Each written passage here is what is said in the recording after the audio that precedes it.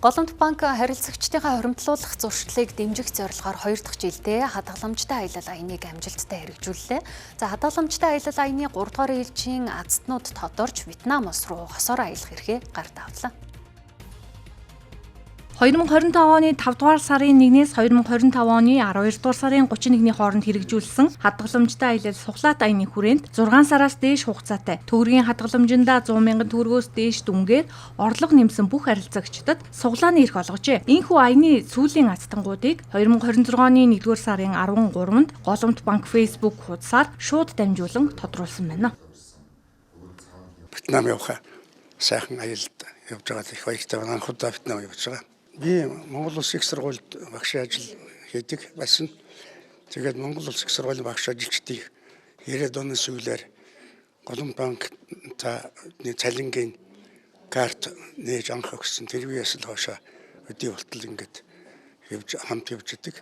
Анх би Голомт банкыг нөгөө элслийн ерөнхий шалгалт өгөхөд нөгөө данс хэрэг болоод нээсэн. Тэрнээс хойш одоо тасралтгүй 17 жил хэрэгжилж байгаа.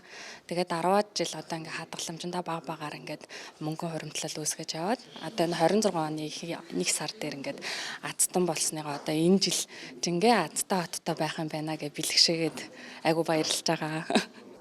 Хадгалах зуршлаа дэмжин ирээдүйдээ хөрөнгө оруулахыг хүсвэл Голомт банкнд хадгаламж нийлгэж, Голомт банкнаас хэрэгжүүлдэг төрөл бүрийн урамшуулалт аян хөтөлбөрт хамрагдаж дараагийн азтан болох боломжтой.